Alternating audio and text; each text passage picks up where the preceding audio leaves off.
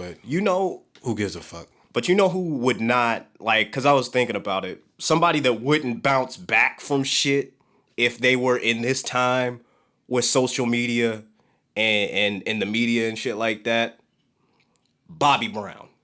My God. Bobby Brown. I watched the motherfucking New Edition shit. I barely watched it. Listen, this is...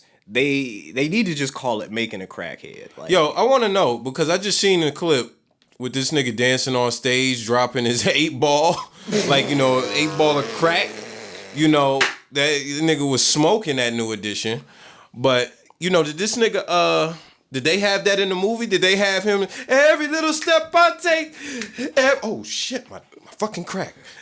Come on, y'all. Put your hands. The movie was pretty bad. Like, there was this moment in the movie, right, where he's, like, they're wrapping up a song, Mr. Telephone Man.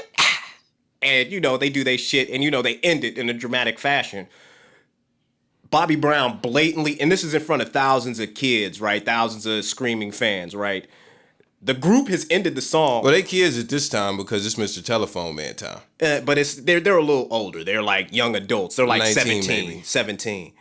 Bobby didn't care that the song ended. So he's out there grandstanding, doing his thing, solos, doing the runs and stuff like that. And the band's I burped with that.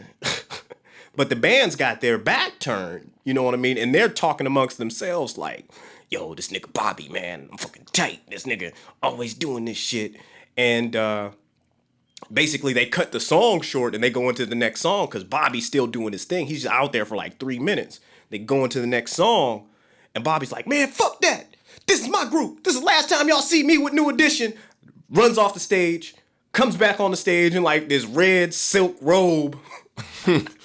And duffs Johnny Gill, like pops this nigga right in the face, like on stage, like pow, like yo. And it's funny because they all, from allegedly, I don't know this, but I heard they all from the same project, so they all grew up together and shit.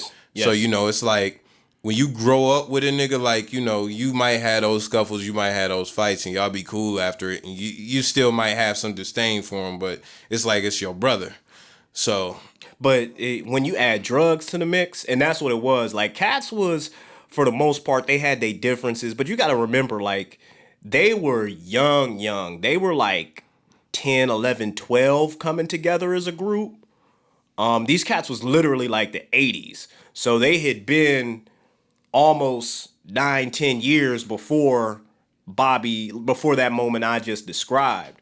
So for when you add drugs and cocaine and shit like that to the mix, like Bobby was legit out of control. And if you had to put him in a social media age where, can you imagine Bobby Brown on motherfucking Snapchat, man? Like as a 17-year-old? Dog, Kodak Black. He would be Kodak Black. Kodak Black just ran a train on Instagram Live. They took away his verification. Like, there you go. Like Lil Savage. There you go. He would have been, what was that dude from Columbus? What was that dude? Oh, man, we gotta find that nigga name, bro. That nigga was, he had the Thought King, the Thought King, the Thought King, bro. The Thought King from Columbus. Yo, this nigga was dead ass local rapper making pornos with strippers.